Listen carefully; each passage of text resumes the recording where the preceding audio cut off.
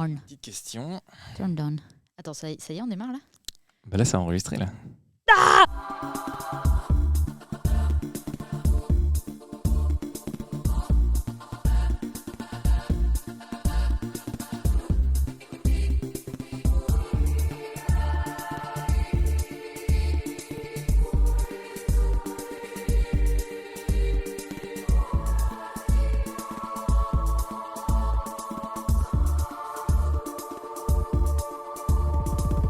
Bonjour Zoé.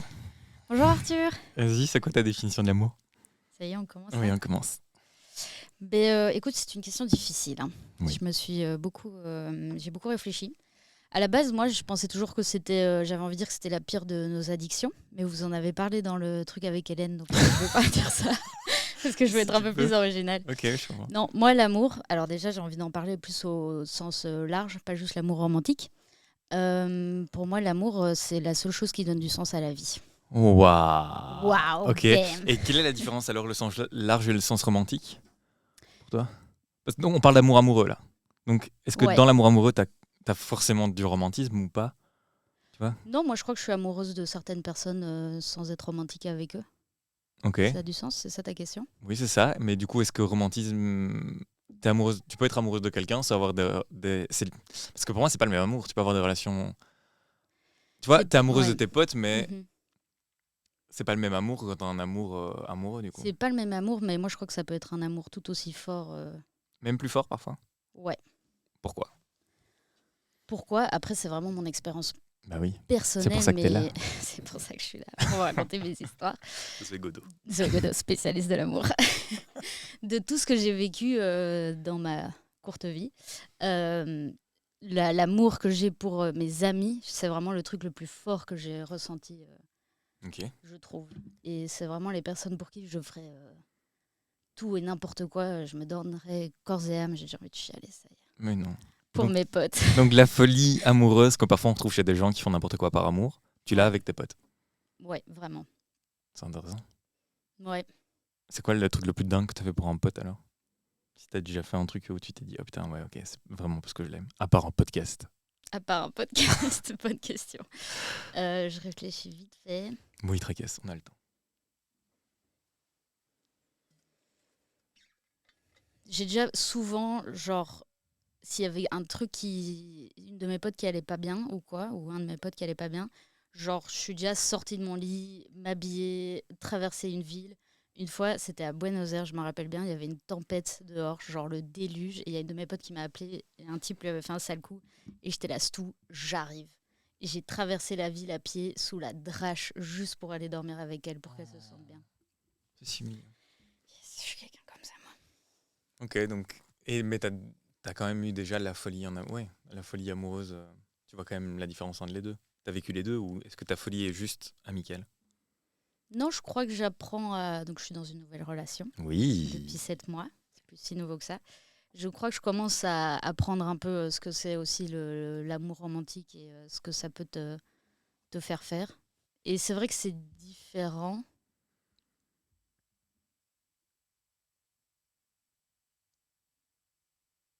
Mais j'aurais du mal à expliquer pourquoi c'est différent. Ce temps. C'est vrai. Ok, Tu il sais faut pas un peu pourquoi que je c'est me différent. chauffe, je crois. Tracasse. J'ai l'impression que l'amour romantique, c'est vraiment quelque chose de... Il y a quelque chose de physique comme ça. Quelque chose de vraiment genre... C'est la seule façon... Enfin, on verra sur la vidéo que je peux expliquer. Le moment où j'ai su que j'étais amoureuse, c'était vraiment quelque chose de physique, quoi. C'est un truc qui a pris tout mon corps, Parce que t'es une amoureuse de lui. chaleur, une force. Oui, je suis amoureuse de lui. Complètement. Oh. Je vais chialer. Et l'amour... envers mes amis, j'ai pas peut-être ce truc, c'est pas physique, quoi. C'est vraiment. Ok. J'ai l'impression que c'est nul ma réponse. Non, arrête de te juger. Ok. Tous les gens qui sont en train d'écouter sont en train de dire putain, c'est super ce qu'elle raconte. On va changer de sujet pour que tu sèches tes larmes. Alors, t'es un peu la personne que je connais qui a le plus de facilité à faire des dates Tinder. Et un jour, tu m'as dit mais le premier date Tinder, c'est hyper simple, c'est hyper facile de faire un bon premier date. Et du coup, c'est quoi tes trucs pour faire un bon premier date? Un bon premier date? Alors c'est vrai que j'ai dit ça. Oui, t'as dit ça. Je l'ai dit plusieurs fois. Et c'est vrai qu'en fait, au bout d'un moment, donc j'ai fait beaucoup de dates. Et au bout d'un moment, j'ai l'impression d'avoir devenu une spécialiste des dates Tinder. Zoé, spécialiste de Tinder. Non, sans être prétentieuse ou quoi que ce soit, mais j'ai l'impression que c'était facile de plaire à quelqu'un, en fait. J'arrivais à rebondir un peu sur ce que la personne me donnait. Ok. Et alors sans vraiment y réfléchir trop, je ne suis pas une psychopathe manipulatrice, mais j'arrivais à présenter une version de moi qui plaisait à cette personne en particulier et qui correspondait à ce que la personne attendait, on va dire. Mais je pense que tu t'adaptes à la personne, en fait. Ouais, mais je pense que tout le monde le fait inconsciemment. Ouais. Mais moi, il y a un moment où je m'en suis vraiment rendu compte et ça m'a fait un peu peur. Et en même temps, j'ai un peu continué parce que je trouvais ça aussi marrant. Mais il y a une fois où j'ai fréquenté un type pendant un petit temps quand même. Et au bout d'un moment, je me suis dit, lui il disait qu'il m'aimait vraiment bien et qu'il voulait qu'on qu'on ait une relation ensemble et tout. Mais moi, je lui ai dit, en fait, non, parce que tu m'apprécies pas moi, tu apprécies la version de moi que je t'ai présentée, et que si j'étais vraiment 100% moi-même, tu m'apprécierais pas autant. Mais c'était quoi? T'avais changé quoi? Bah, j'avais pas caché des aspects de moi, mais je sais pas, par exemple, c'était... voilà, il se retrouvait bien dans la société, il avait pas trop de questionnements au niveau de la place de chacun dans la société, l'environnement, tous des trucs comme ça. Et virer tes questionnements personnels ouais. pour pouvoir te mettre en accord avec lui. Mais je parlais pas de ça du tout, quoi. C'était vraiment genre... et j'acquiesçais à des choses qu'il me disait qui étaient tout à fait contre moi, mes valeurs. Ok. Et j'allais dans son sens. Je sais pas, on parlait de grands voyages, on parlait de prendre l'avion et des trucs comme ça, alors que non, pas du tout. Moi, j'ai plus envie de prendre l'avion. Jamais? Si, éventuellement, oui, mais pas comme on en parlait avec lui. Ok. Et j'ai perdu mon... Qu'est-ce que je disais? Tu disais que tu avais changé certains aspects de toi pour pouvoir plaire.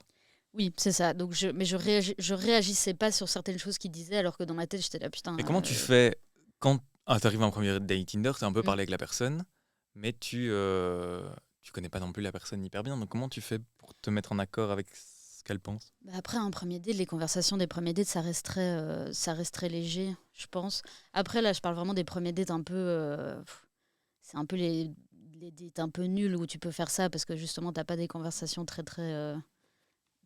profondes. Avec Arthur, on s'est rencontrés sur Tinder. Oh, tu balances le dos? Ok, vas-y, balance le dos. Et par exemple, notre premier date, on a fait on a eu des conversations tout de suite très profondes et je crois que j'aurais pas pu cacher qui j'étais avec toi, tu vois. Déjà, j'ai chialé après. Oui, c'est vrai que t'as chialé. Et voilà, il y a des gens où c'est beaucoup plus facile de cacher qui tu es vraiment et ce que tu ressens. Et moi, je voyais un peu ça comme un jeu. Je suis pas comédienne, mais là, j'avais un peu l'impression de faire un show, quoi. À chaque fois, quoi. Ouais. Ok. Et c'était marrant. Mais comment tu faisais Parce que ça paraît si simple quand tu le racontes, mais imagine, tu as quelqu'un qui veut faire des dates Tinder, qui ne sait pas comment faire et qui aimerait bien trouver cette aisance, ces trucs. Est-ce que c'est vraiment l'étude et la pratique, donc c'est au bout du 100e date Tinder que tu te dis, ok, c'est comme ça que ça marche? Ou est-ce que tu as un tips ou quoi que tu pourrais donner à quelqu'un? Oui, parce qu'après, tout ce que je dis là, je le conseille pas, évidemment. Moi, je veux conseiller... Chacun fait ce qu'il veut dans sa vie. Non, mais je conseille de faire plein de dates. Je trouve que c'est hyper intéressant. On rencontre plein de personnes, on peut rencontrer des meilleurs copains. Et on apprend hyper fort à se connaître aussi, je trouve. Mais c'est important d'être soi-même, évidemment. Oui. Moi, ce que je pense... mon conseil... Et je crois que ça va dans tous les aspects de la vie. Il faut à un moment qu'on arrête qu'on remette tout le monde à sa place comme ça. On est tous des humains, on a tous nos défauts, nos qualités, nos envies, voilà. Et il faut arrêter de se mettre des énormes stress et d'être intimidé par quelqu'un qui, au final, il a vécu une vie comme nous, plus ou moins facile que nous. Il a ses traumas, il a ses trucs. Et c'est pas parce qu'une personne est même juste si on parle physiquement, si on est là, waouh, il est trop beau, machin, et on se laisse déstabiliser, bah non, quoi, voilà. Et on parlait en arrivant, parce que je saute sur le truc parce que tu viens d'en parler, mais quand tu rencontres les beaux-parents, la belle famille. On parlait de ça tout à l'heure en arrivant au Ouais. podcast. Que tu es dans une position de... Enfin, quand je dis t'es, c'est tout le monde. Tu es dans une position de... pas de soumission, mais en tout cas de faible, quoi. Tu arrives dans un endroit où Ouais. tu connais personne et il y a un côté très... toi, là, nouveau, arrivant dans notre village, comment est-ce que tu te... Et je trouve qu'on doit faire ça aussi à ce niveau-là. Dire aux gens, Ouais, se tout dire, à ok, fait. en fait, c'est des humains, ils sont comme moi, ils ont vécu Ouais. aussi des choses et Oui. je dois pas m'adapter si la personne m'aime comme je suis. Ouais, mais là, c'est chiant parce que tu es obligé de. Aussi, notre société donne beaucoup, beaucoup, beaucoup de valeur à la famille. Ouais. Et après, moi, je trouve que c'est important la famille et tout, c'est important d'avoir des valeurs à ce niveau-là. Mais là, on se sent tellement obligé de plaire à la famille et d'être accepté, machin, jusqu'à.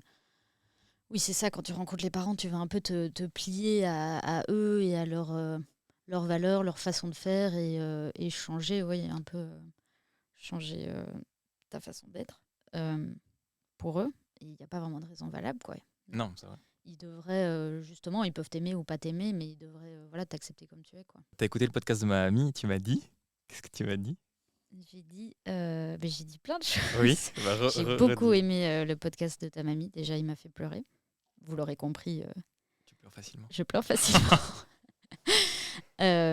C'était tellement brut et honnête et juste... Enfin bref, j'ai trouvé ça trop beau.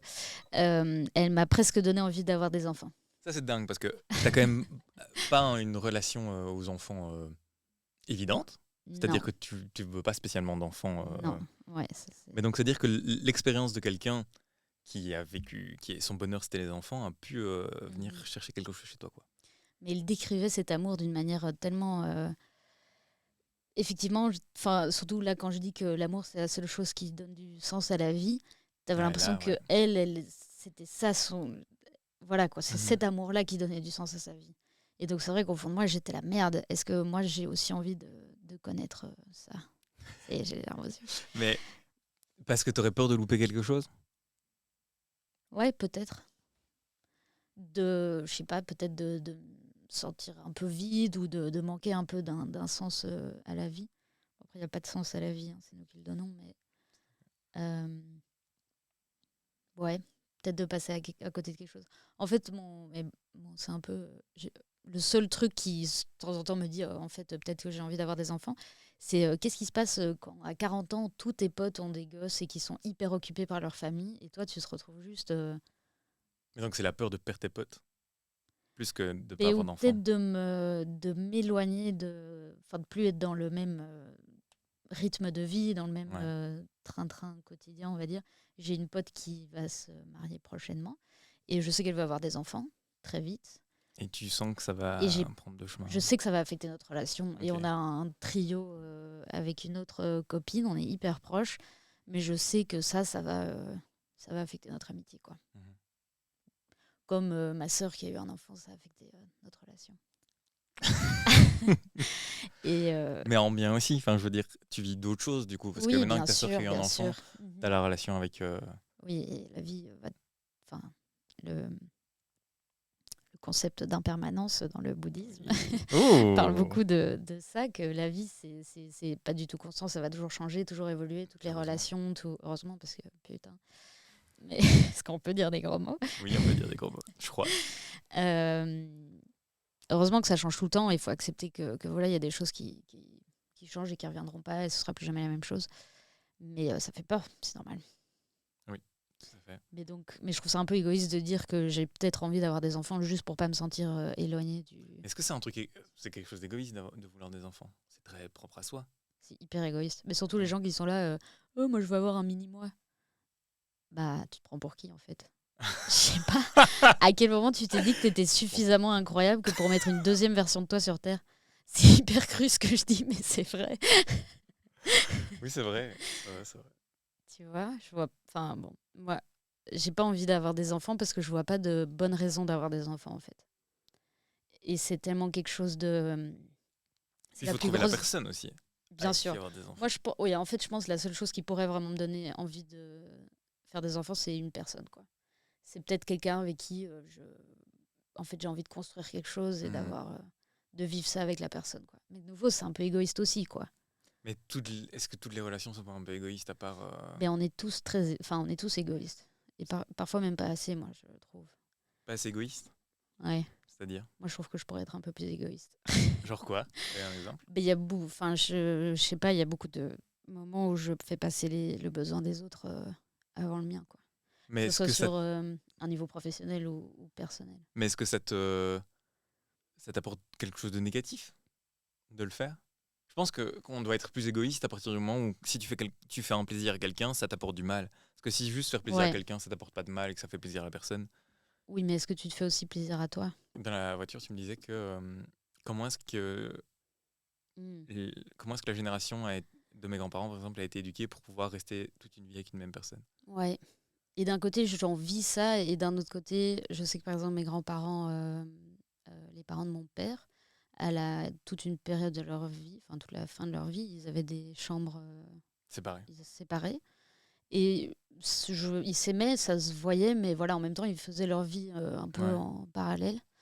Et donc, d'un côté, oui, cette génération, elle a appris à avoir cet amour éternel, inconditionnel, on l'a toujours, mais vraiment éternel, où c'était cette personne pour la vie. Ta grand-mère, elle le dit plein de fois, que c'est lui, c'est personne d'autre, c'est pour toujours, et elle est amoureuse de lui. Et j'en vis ça, où j'ai l'impression que maintenant, déjà, on se pose beaucoup trop de questions. Mais tant mieux, parce qu'on essaie d'être heureux et on fait tout pour essayer de se comprendre et d'arriver à être heureux. Mais j'ai l'impression qu'on se pose trop de questions, qu'on n'arrivera jamais à avoir un amour comme ça. Mais est-ce que... comme ça. C'est facile, à toute mesure gardée, mais c'est plus facile une fois que tu as 80 ans, dire c'était lui, c'est évident, et de rester, tu vois, d'avoir surmonté tout ça et te dire ok, en fait c'est lui, que au moment où tu vis l'amour, te dire ok, là il y a ça, il y a là ça. Parce que je pense vraiment qu'ils étaient tellement... On n'a pas assez de problèmes, on se pose trop de questions, tu vois, on a trop de temps de se poser des questions, on est dans un truc où on a le temps de se dire est-ce que je vais bien, est-ce que je vais pas bien, est-ce que... Moi je sais bien que mes grands-parents, ils avaient le temps de rien, quoi. Ils rentraient, ils avaient de la ferme, ils avaient le travail, ils avaient... Enfin, tu vois, il y avait un truc où, en fait... C'est un problème de luxe aussi. Ouais, se poser des questions, aller voir des psys et tout. Ouais. Et après, c'est très bien de le faire et se connaître soi, ça, c'est trop, trop bien. Il faut... Ouais. Ouais, t'as raison. On passe trop de temps à se demander et on gâche trop de relations aussi à cause de ça, parce qu'on se pose trop de questions et on veut absolument... je vois ça dans une de mes copines, où elle veut tout de suite essayer de comprendre ses sentiments et mettre des mots dessus, et qu'est-ce que je veux faire, machin, au lieu de juste genre dire en fait je kiffe, j'en profite et on verra, quoi. Et je sais que moi aussi je faisais ça avant. Et aussi au début de ma relation, j'ai fait ça, et puis un jour où j'ai dû me dire non, ok, chill, ça se passe bien, il n'y a pas de raison de se poser des questions, arrête. Et mais parce que tu avais trouvé quelque chose de donnant-donnant. Je pense que c'est parce que ta pote n'a pas encore trouvé quelque chose où ça répond à ses inquiétudes, ou alors elle n'a pas encore répondu à ses inquiétudes aussi, ce qui est possible. Oui, moi ce qui était trop bien ici, c'est que j'ai jamais eu de doute sur l'amour qu'il avait pour moi. Ah. Et sur son envie d'être avec moi, de passer du temps avec moi. C'était toujours ok, quand est-ce qu'on se revoit, machin. Et ouais. En fait, je retire ce que j'ai dit avant. Moi, j'ai trop de chance. C'est cute. C'est trop mignon. Mais avant ça, d'avoir cette chance dans cette relation, tu as eu une relation plus ou moins longue avec quelqu'un que tu as revu plusieurs fois. Et donc, on a déjà eu cette discussion, mais donc j'aimerais bien l'avoir pour les gens qui nous écoutent. Bonne ou mauvaise idée de recoucher avec son ex? Bonne question. Alors... moi, je dis toujours, ouais, go, vas-y. Parce que le sexe, c'est incroyable. Alessandro a répondu dans son... t'as écouté, je sais plus si tu as écouté, mais à la fin du podcast, il dit je ne connais pas la... Enfin, c'est pas lui qui le dit, enfin bref. Je connais pas la question, mais en tout cas, je sais que la réponse, c'est le sexe. Ouais. Et ben, c'est pas loin de... je trouve que c'est tellement... Je sais pas, le sexe avec un ex, c'est... Il y a quelque chose d'interdit. Il y a quelque chose de... Et tu retrouves un confort et quelqu'un que tu connais. Et tu vois, c'est un peu les souvenirs. C'est très nostalgique comme ça. Tu retrouves quelque chose. Tu te sens vraiment genre à la maison. Je sais pas comment dire. Et en même temps, ouais, c'est tellement... c'est pas bien. Tu sais que tu devrais pas le faire. Ouais. Et c'est tellement interdit. Et il y a aussi souvent une haine qui vient avec aussi, où d'office, tu as des sentiments de rancœur envers la personne, peu importe ce qui s'est passé, enfin, je crois, surtout si c'est un peu après la séparation. Et voilà, on va pas se mentir, quand il y a un peu de haine aussi, ça enrichit un peu le sexe. Moi, je suis pas d'accord avec la haine. Parce que la dernière fois que j'ai couché avec mon ex, il n'y avait pas de haine. Oui, c'est ça que je veux dire. Ça dépend évidemment de ta séparation. Mais pas une haine, mais est-ce qu'il y a aussi un peu de genre... Tu te dis, ah, ça manque et tu t'en veux aussi, peut-être un peu de haine envers toi-même aussi, tu vois, un peu de genre... c'est très... Il y a un truc de c'est plein de conflits, sûr, quoi. Tu vois. C'est plein de conflits. Ouais, c'est plein de conflits. Et de, ah putain, c'est chouette, mais... Ouais, mais c'est tellement... C'est déconseillé par le livre, quoi. Il devait y avoir un livre des ex. Ouais. Coucher avec ton ex. Mais c'est vrai que moi, je dis toujours, vas-y, quoi, franchement. Parce que t'as rien à... Enfin, si au pire, tu te prends la tête pendant 2-3 jours après, et puis voilà. Mais... Au pire, ouais. Bon, après, évidemment, si c'est un parfait connard ou une connasse et que tu as mis beaucoup de temps à t'en remettre. Tu parles d'expérience ? Non, je peux pas dire que mes ex sont des connards. Je pense que moi, j'étais un peu... T'étais plus connasse que t'es... Non, je dis pas que moi j'étais une connasse, mais que moi j'étais pas suffisamment bien que pour recoucher avec eux, quoi. Okay. Enfin, surtout un. Est-ce qu'ils vont écouter ce podcast ? Ce serait drôle. C'est marrant parce que Hélène a dit plein de choses dans son podcast. Mm-hmm. Il est sorti. Ouais. J'espère qu'elle ne m'en voudra pas que je dise ça. Mais... Merci d'avoir écouté ce podcast. Comme tu le sais déjà, il est tiré du spectacle Et si on parlait d'amour ? Spectacle qui est soit toujours en création, soit en tournée. Toutes les infos se trouvent sur l'Insta. Si t'as kiffé, n'hésite pas à t'abonner avec le compte de ta mamie, de ton frère, de ta cousine, de l'ex de ta sœur. Nous, ça nous donne de la force et ça soutient la chaîne. À très vite et surtout, du bonheur.